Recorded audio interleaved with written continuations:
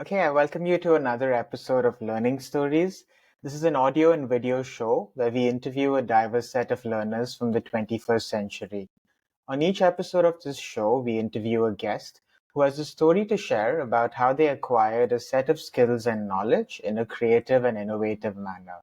In the process, we hope to uncover a new understanding of learning as conceptualized, imagined, and narrated by the guest on our show.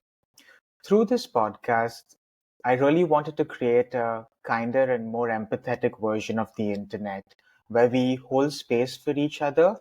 And in the long run, we slowly start to develop an appreciation for the years of sacrifice, effort, learning, and love that it really takes to build a career in any field.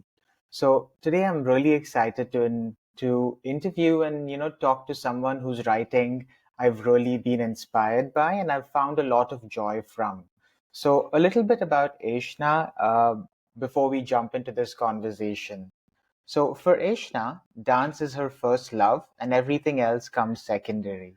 She has been training in two forms of Indian classical dance, Odissi and Kathak, for the last 17 years.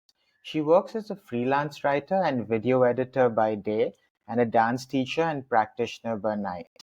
Her formal training is in filmmaking, and her Substack, The Deep Cut, which I will be including in the show notes, is a place where she combines her two loves of film and dance. The platform is a space where she analyzes, critically appreciates, and fangirls over dance on screen.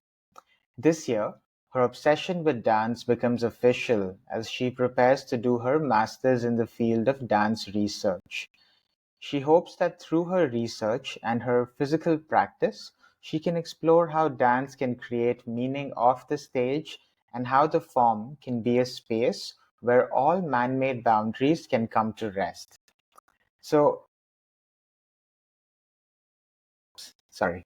Okay. Thank you so much for making time for this. I'm so excited to talk to you.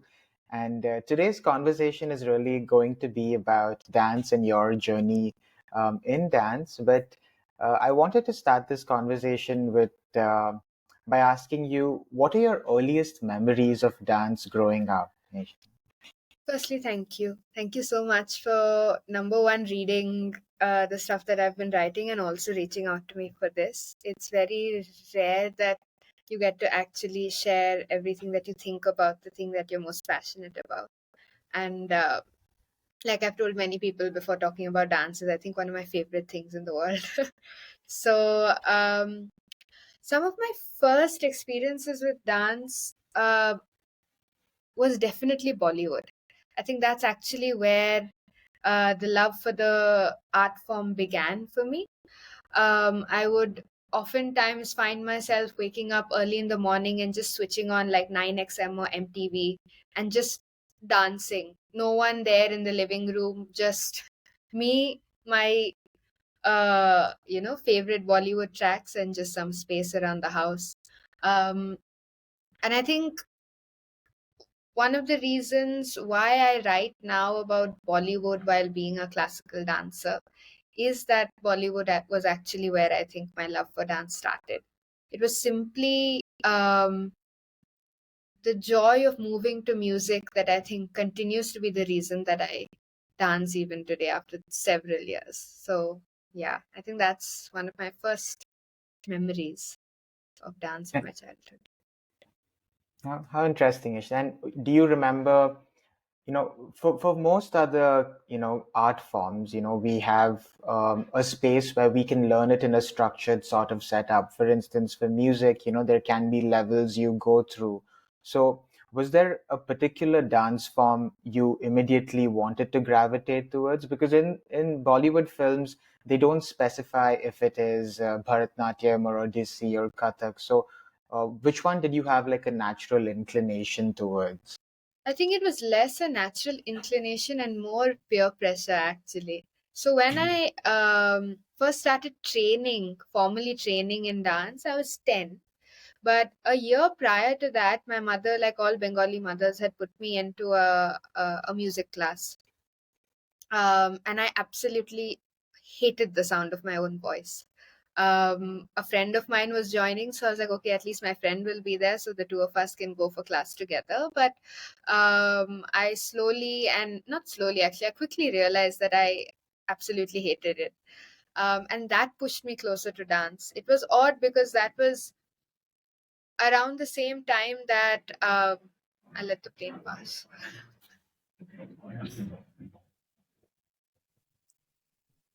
It's good. They'll think it's like an added sound effect. Right. Okay. So, yeah, that was around the same time that in school I was constantly being picked for like the dance groups during our cultural programs or presentations in school, like our small little, you know, assembly performances or stuff like that. I was constantly being picked for the dance groups, and I was confused because I'm learning music. Why are you not putting me in singing?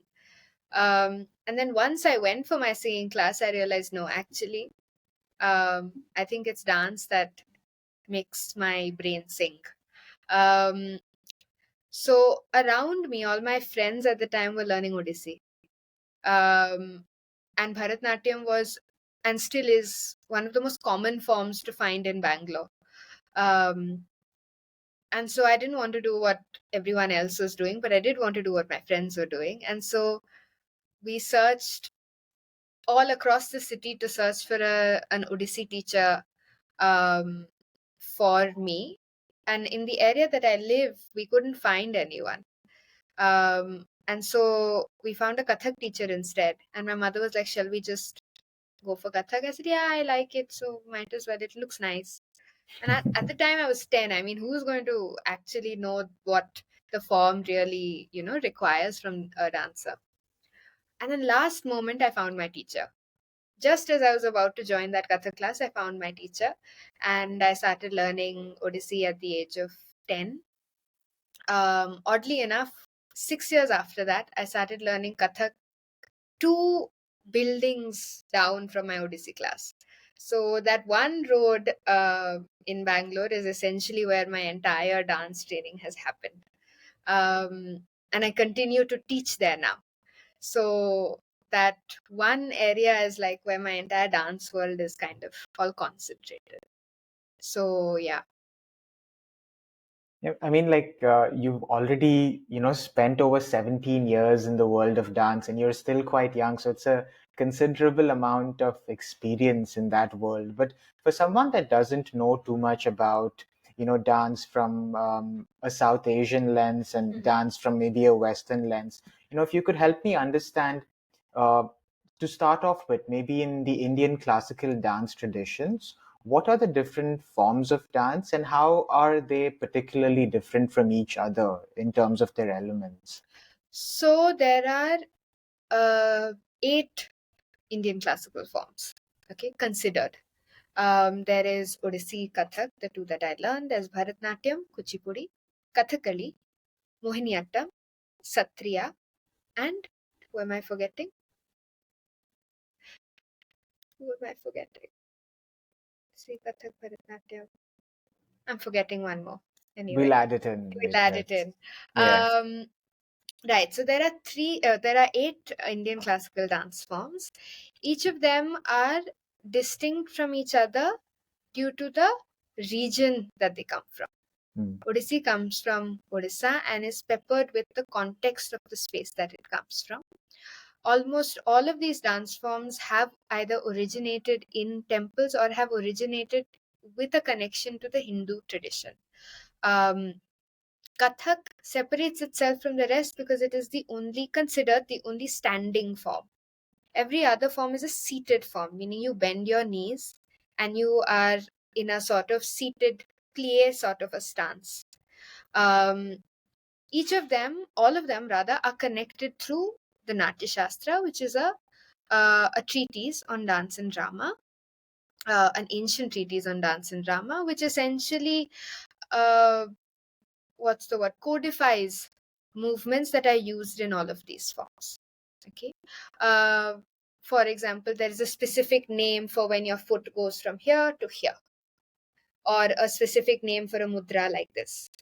Um, Essentially, all of these forms are storytelling forms. They're all made to tell stories.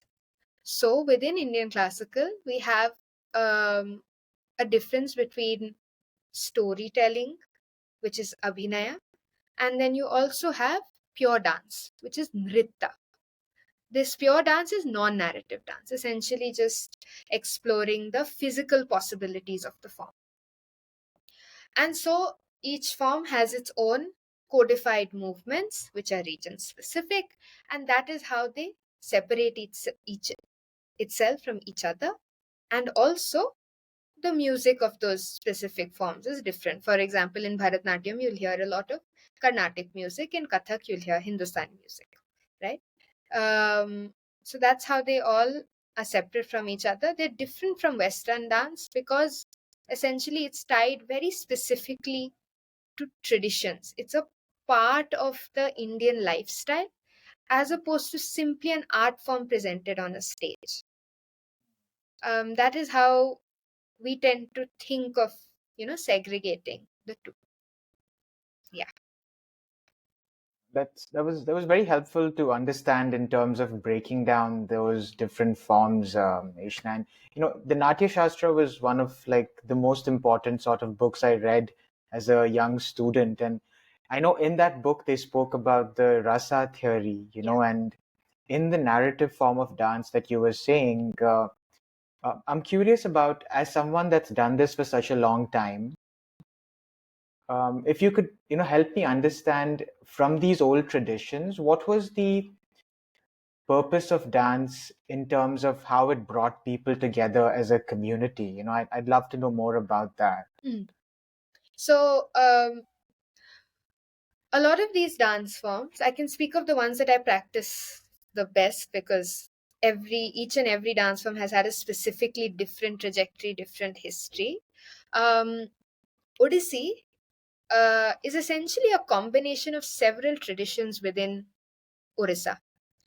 Um, the form itself, it comes from the Gotipua dance tradition, where young pre-adolescent boys, are dressed up as girls, and they perform and they do acrobatic movements, and it was essentially like a entertainment, right? Watching little children like flip over each other, do cartwheels is exciting to watch. Um, it is also a mixture of the Mahari tradition. The Mahari tradition is the quote unquote Devdasi tradition, the tradition of women who are consecrated to the temple and performed specifically for religious rituals, without whom the rituals would not be complete, right? So they dedicated their dance to the Lord. It's also made up of a combination of what is seen on the walls of the temples in Orissa, right? The sculptures on the walls that has been kind of interjected into the form to create what you see today as Odissi. The places that these original sort of like parent art forms, let's call them, the places that these parent art forms took place in were oftentimes places where lots of people came together. It was the way that we go to the theaters now to watch movies is the way that dance was then, right? um, Including Kathak as well, but Kathak took a little different trajectory because it moved into the Mughal courts, and that is where it kind of flourished as a form, specific as a form. Movement is different, form is different, right? So it specifically flourished as a form within the Mughal courts, and as we have seen in countless films, those performances would often draw a lot of dignified, sophisticated people to the audience. And then watching a dance performance became an entire experience in itself, because you would put attar on yourself, you would have flower garlands around your wrists. In some settings, alcohol would be served. So it was an entire experience by itself. People weren't just going to see technical prowess, they were going for the experience. And so all of these dance forms were essentially places where people would commune to enjoy art, right? um, we don't we in the classical world, we have a problem with the word entertainment, that our art forms are not entertainment. It's art, it's sadhana, it's something that's meditative. It is, but it is also entertainment. The roots, we cannot deny the history, right? It used to be places where people would congregate to watch something and enjoy it. That is art, that is also entertainment. So yeah, all of these forms had, and they continue to be places where people get to congregate and enjoy something together. Although the numbers have come down because, as we know, we have different modes of entertainment and different modes of art to turn to now. Yeah, because I think about what you say in the context of a world that didn't have the kind of media we have today, right? There was no film, there was even books may have been limited, to particular classes of society. So a performance of that scale would have been the primary way for people to connect with each other in a very intimate social setting. And um, like in some way, was dance at a particular time used to also talk about social and political causes, or was that something that happened based on the subjective understanding and worldview of each dancer or each school of sort of dance, or is that something that came through in some way over time, or I'm a bit apprehensive to say that it necessarily reflected the social and political uh, opinions or problems of the time. yeah. Reason being, the time that we're talking about was not very like documented, right? Hmm. Dance research, the essential issue within the field is that if you go back, before the camera, Yeah. it's really difficult to actually figure out what was going on. Whether you can even call what was happening in the Mughal courts Kathak is a question in and of itself, right? Hmm. Because the form as we see it today may not have been, and I'm saying may not have been the form that was being practiced in the Mughal courts, pre-camera, pre-film, pre all of that, pre any sort of documentational evidence. We have a lot of sketches that were made during that time, and through that we might be able to assume some things, draw some parallels. But all dance historians, every book that I have read, and I'm still very, very, very new in the field, essentially cite the same thing, right? That it's very difficult to actually draw conclusions. Instead, we are simply looking at different realities that were possible at the time. Coming back to your question about political and uh, you know environmental things that might have influenced the dancing that was happening at the time, the things that have endured are the pieces themselves, the dance pieces themselves, right? Some, of course, you can sit and figure out, that it dates back to this year or that year or whatever. uh, but oftentimes what we see on stage today, right? If we're talking about traditional pieces that have passed down from guru to guru, from guru to student, from guru to student, just follow that lineage, we often get the feeling that it's somewhat like an artifact, right? It's something that has been really carefully taken care of through history and brought down and laid before us, whether it has relevance in today's time or not, Yeah. right? So, from that, the things that we can deduce is that essentially the context was religious, right? So, it was often the religious um, inklings of the time that spread through, which was the god being most revered at that point in time. That person, you can see that element within the piece. What kind of language was being used? That's something that we can draw in. A lot of pieces, not specifically within the Odissi or the Kathak context, but a lot in the Bharatnatyam context. Some of the pieces were dedicated to the Maharaja of the time, whoever the king was, because they are performing in the court of the king. So we dedicate it to the court of the king, and we talk about how brilliant he is, how strong he is, how valiant he is. So these are the sort of elements that sneak into these um, pieces. And it's so through the pieces that we can understand what was on the minds of the artists at the time. That's one. Second, um, what are the contexts that they were performing in? That influenced, I think, uh, deduction. This is my deduction. That I think Yeah. that influenced their pieces and the dance that they were doing at the time more than simply what they thought about what was happening in the world. Um, I'm unsure about that actually. I might have to read up a lot more to understand that. No, it's helpful to know that, some of the original sources, because of the lack of documentation, may have not been as widely available, and that may affect the interpretation of it. And you'd also have to consider, like, answering this question in the context of our history as a country and as a subcontinent too, where, you had different eras. And I think the economic part of it can also be an underlying layer in terms of the environments that supported it. And for a long time, the patronage of the arts came from a particular class. And, I think that relationship can also cause a sense of tension, but also be liberating in terms of freeing the artist from working off that. So I feel like you hit on a lot of these points in that sense. But Ishna, I wanted to backtrack a bit to your journey as a student, growing up in Bengaluru. Like, what was that like for you? Like, what were you curious about at school apart from dance? Like, what was Ishna as a Mm. student like? And maybe you can tell me a little bit about, the influence of your parents and also your love for movies, while you were on. It's a very open-ended sort of question. So actually, I think my childhood was the best Yeah. because I went to a school which now we have the term for it is an alternative education school.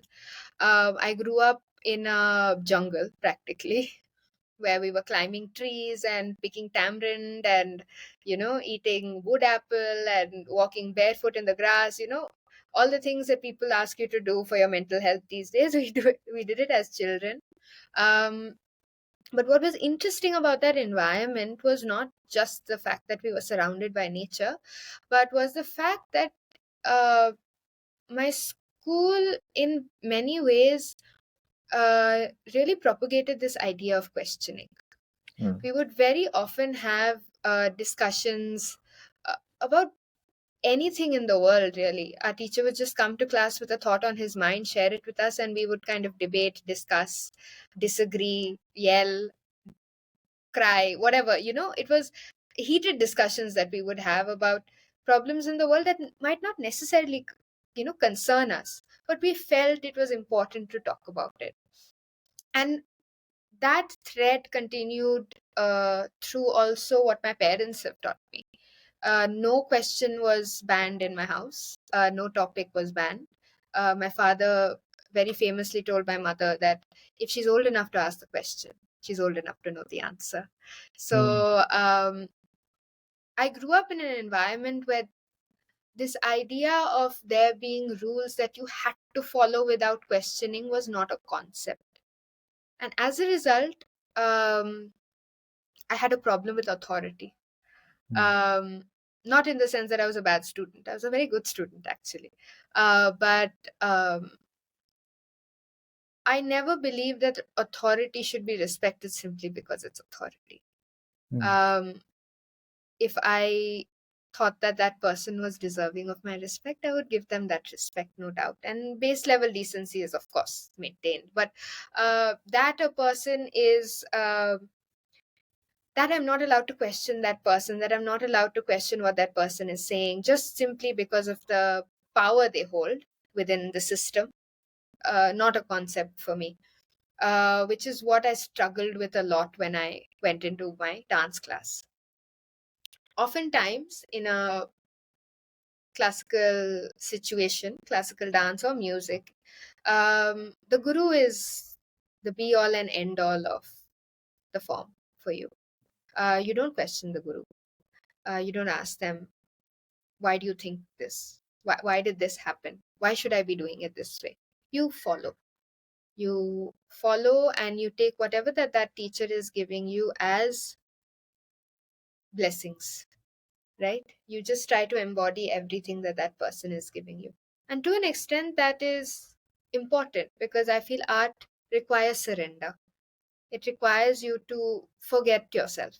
You are not you when you're dancing, you are whatever you are dancing at that moment. But I found it, and I still struggle with it a lot. Um, Even though I vehemently disagree with this person at this point, how do I simply shut up and take it? How can I just sit there and stay silent, even though everything that that person is saying, I believe in none of it? Can I just take their art? Is that possible? Can I separate the art from the artist? I think that debate began for me in the dance class, in my dance classes. But coming back to your point of your question of what was I outside of the classroom, I was very curious all the time. Mm. I think as a result of what my school did for me, I came out simply enjoying learning. I think that was one of the essential elements that I was able to take back from my schooling, which is that none still till today, learning is not something that is just about textbooks and mugging. It's about knowledge. It's about knowledge being power. And I think, to sum up what I was like in school or what my interests were like in school, I should tell you what my 11th and 12th subjects were. Normally, people Mm. take commerce, art, science.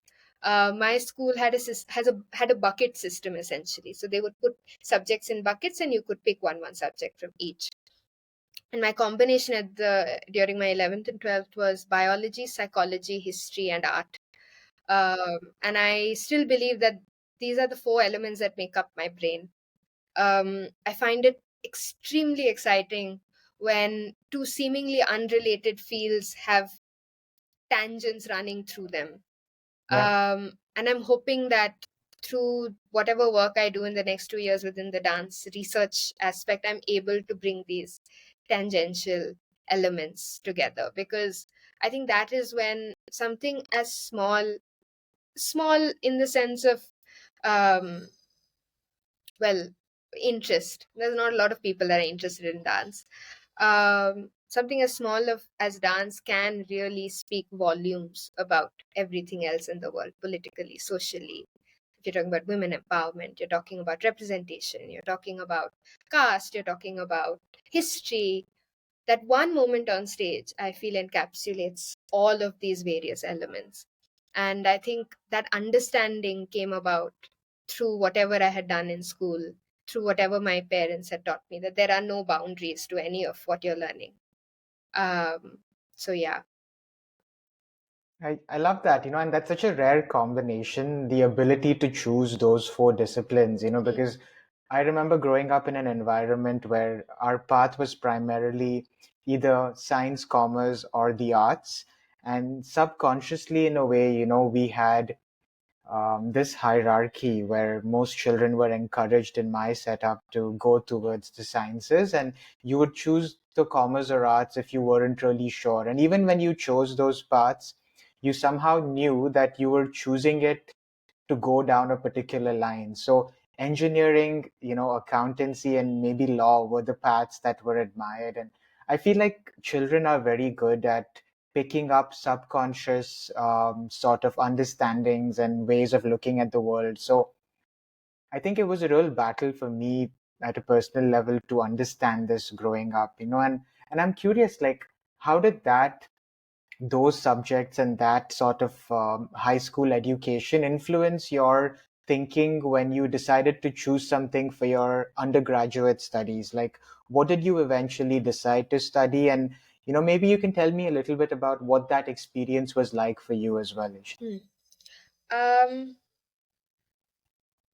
so essentially, I came out with this combination, I came out with school confused. Okay. So, Ishna, like I wanted to ask you about your decision of what you decided to study at university and why you chose those particular subjects, and maybe what that experience was like for you as a student.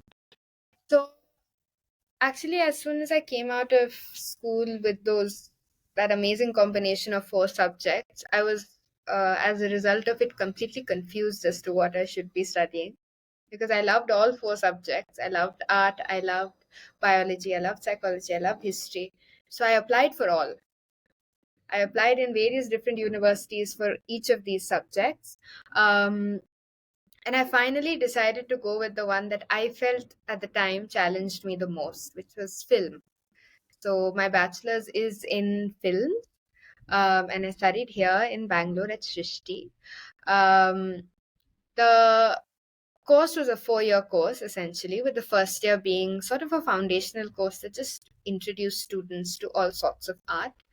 Um, and the next 3 years were specialized in filmmaking. We didn't specialize within a certain department. We kind of did a broad spectrum thing on filmmaking as a whole. That those 4 years, I think, were foundational in uh, building my creative process.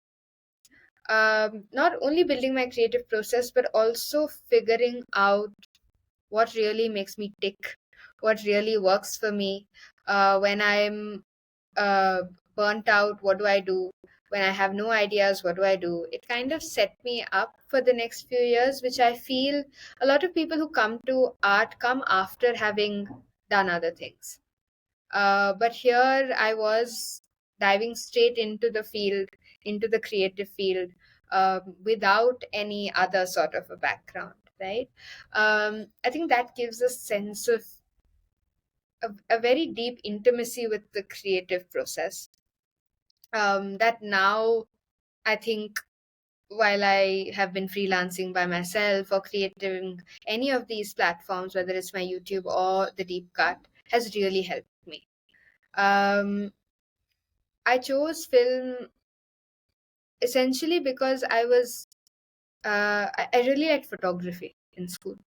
Um, I really liked handling the camera. Being in front or behind it was great for me.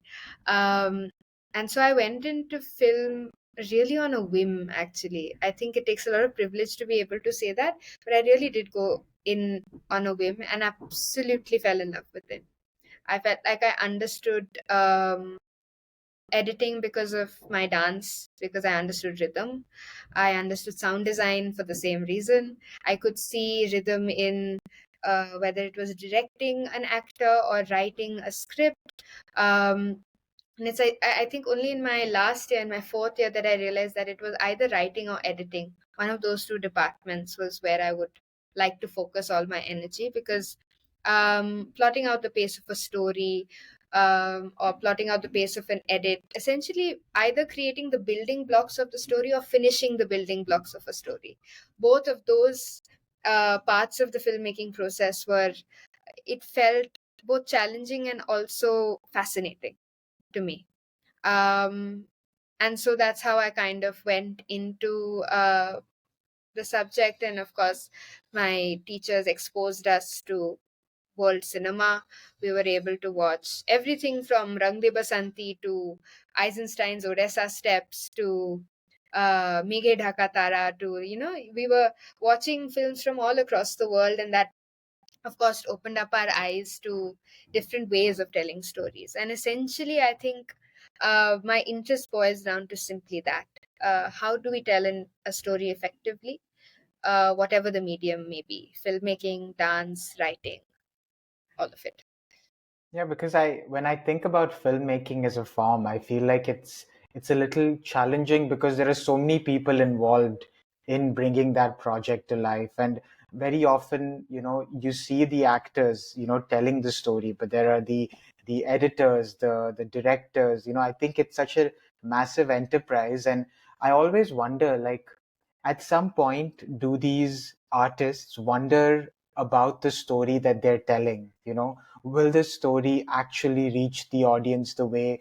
And sometimes, the other people involved in the project may not have that much of a say. For instance, the director is the person controlling the visions, but the editors or the set designers may not have as much of a say in terms of the story. So um, in terms of the films that impacted you over time, Ishna, like off the top of your head, I know both of us have a couple of films that we, particularly enjoy, but if you could tell me maybe uh, 3 or 4 films, if we could focus on maybe the Indian film industry, not just the Hindi film industry, but Malayalam cinema, Tamil, like 3 or 4 films that stood out for you. And as a filmmaking student, if you could tell me 1 or 2 things about that story that really stayed with you, that would be a nice discussion to have. I think, of course, our common interest, Piku, has always stayed with me.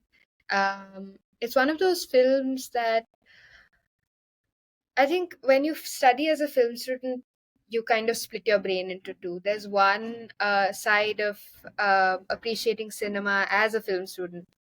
Wow, the pacing of this script was so good, the editing was so good, the cinematography was so good.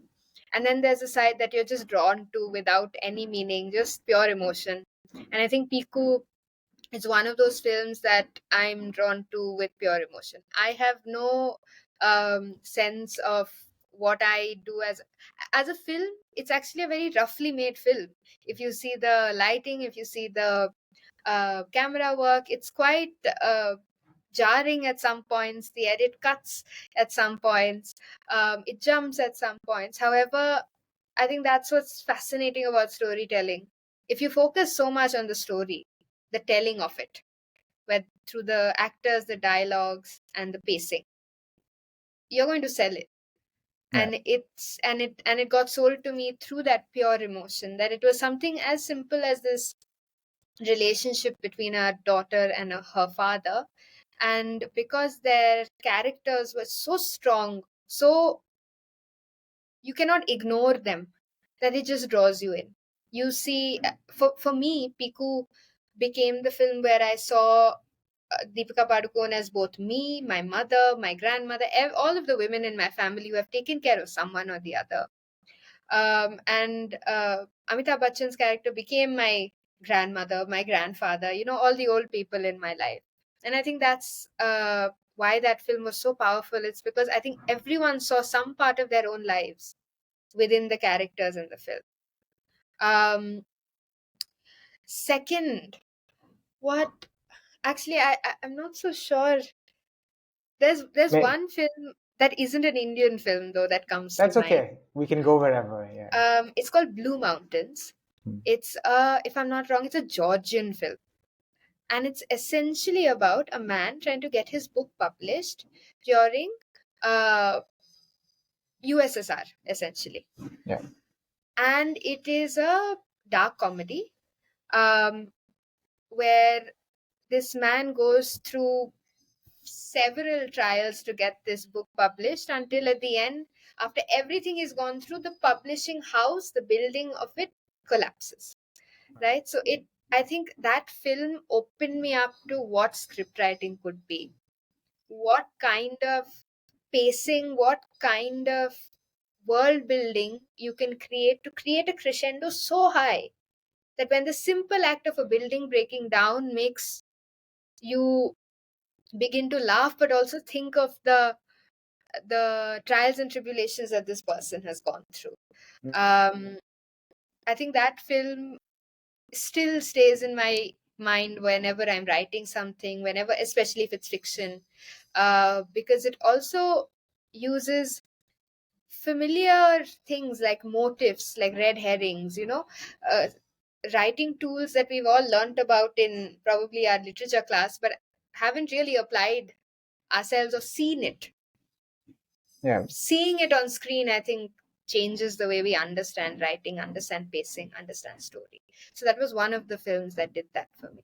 Yeah, I think these are 2 good examples, and I'm curious about like storytelling traditions, in the West, like if you go back to Aristotle's Poetics, the story structure is going back to that structure of the tragedy, and that coming through. But if you look at other storytelling traditions around the world, you don't really have the hero's myth sort of narrative come through, and I feel like watching films from different countries helped me realize that there's not always a monomyth coming through in these stories. And And I find that really fascinating, especially in an Indian context, because I've noticed storytelling traditions shift in each state, where the way Malayali cinema tells stories or the way Bengali cinema tells stories is so different.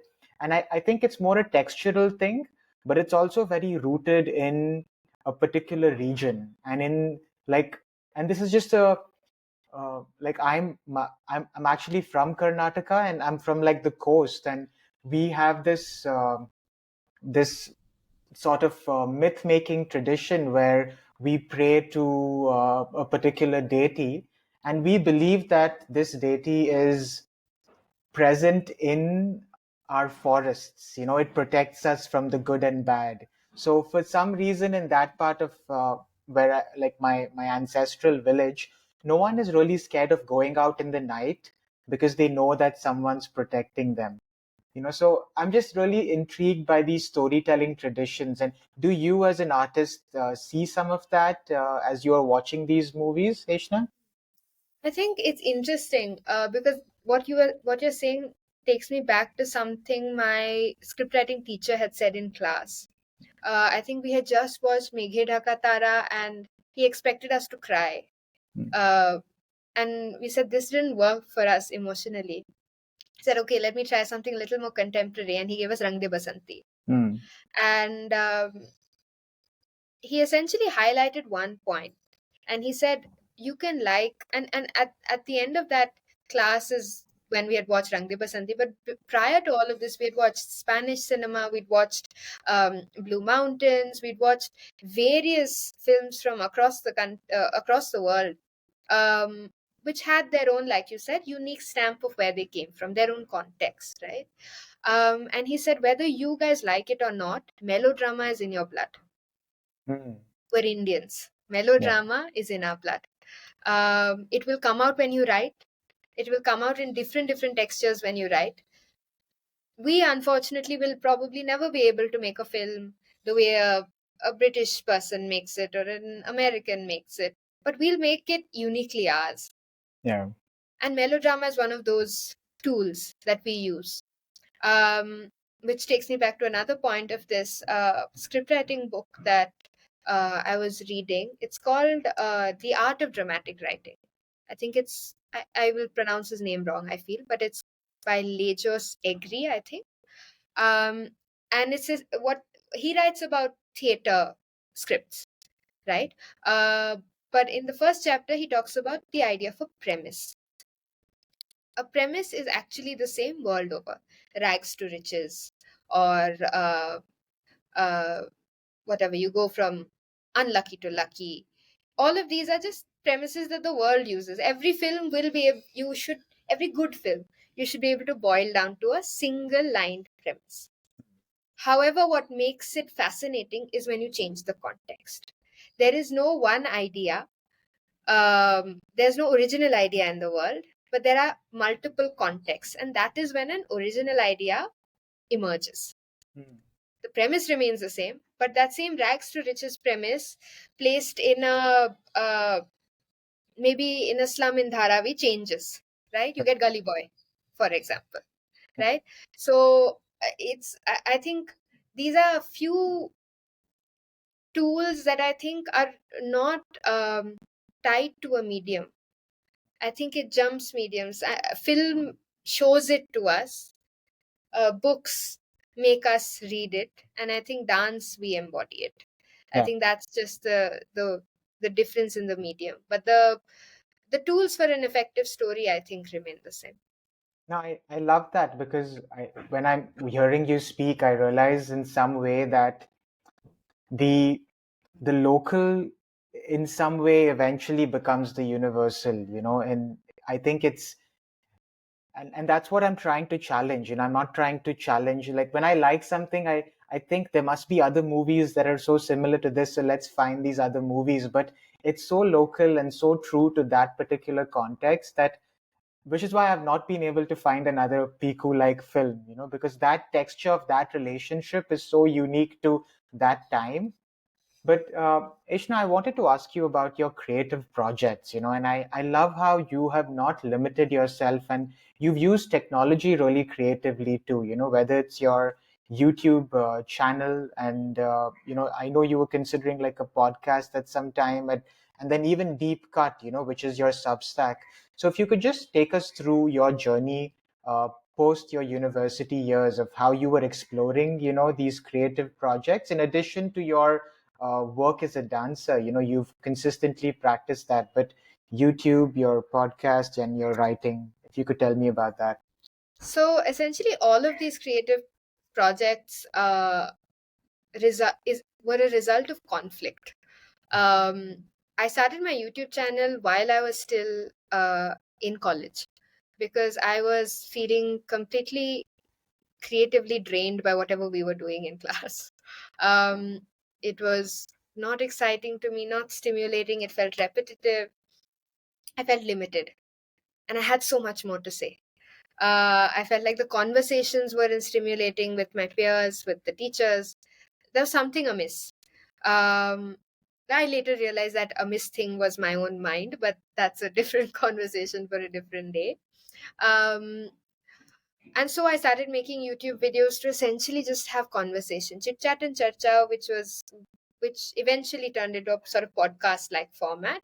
A sort of small series within that big YouTube channel was one of the first things that I started, simply to have conversation about interesting topics with my friends. That's all I thought about. And then chit chat and charcha slowly developed into lights camera action, I think, which was a small, very tiny series that I did with my film friends about film students talking about different aspects of cinema. Essentially, that was the hook. And of course, we started, because I have so many varied interests, I started to explore, book reviews and film reviews and vlogs and of course dance videos. And making all of this taught me different skill sets. I would often shoot all the dance videos entirely by myself. Lighting is mine, costume is mine, choreography is mine, camera is mine, editing is mine, sound is mine, and that made me extremely self-reliant. um, I would also get extremely exhausted by the end of it, but it was very, very meaningful to me. Um, of course, I think now I've tried multiple times over the last few years to revive that YouTube channel, but I think I've outgrown it in some way, shape, or form. Maybe later I'll come back to it. But through the YouTube channel, my editing got better. It's through that YouTube channel that I started getting editing jobs after I finished university. It's through that I figured out, well, Premiere Pro. No one taught us the software like that. So I figured out the software because I was essentially playing. And so a lot of these creative projects were places for me to play. And I think that was an essential part of me building anything. Um, Deep Cut, of course, is my second Substack actually. I have one personal Substack called Mahila Profound, which is still active, and I essentially just those are like, if I travel somewhere, I post some travelogues. If I'm thinking about something, I post those thoughts. It's more of just a personal get to know me sort of newsletter. I don't really promote it that much. It's just more of an outlet for me, and whoever reads it reads it. I don't think about it. um, but I was struggling with that. I was really struggling with that first newsletter because I was like, what do I write about? I want to write. I so desperately want to write, but what do I know well enough to actually write about? This was during the pandemic, when all I had were really my own thoughts in these machines. Couldn't go out anywhere. Whatever work I was doing was over here. Um, I was working with people, like, but not working with people. I was just emailing them, not meeting them. So um, at that point in time, I think I wrote a film review for one of my friends, I think. And then it just struck me. Why have you not been writing about films? You enjoyed it so much in college. Um, and even in college, while we were all trying to figure out we had to do like a compulsory internship. While we were all trying to figure out internships, people were going on sets, and people were going on the post production, pre production. I wanted to go into film journalism. I was searching for an internship at in film journalism. I didn't get it. That's a different matter. And so that suddenly struck me. Okay, let's write. Let's write about films. And so the newsletter began as a place for me to essentially write about films. And then my brain went 1 second. That's not your passion. Come back. Um, and then we arrived at this extremely niche but so exciting area of dance in cinema. Um, and yeah, like you put in your introduction as well, it's now what I'm going to be studying properly, formally. And that's extremely exciting to me. So yeah.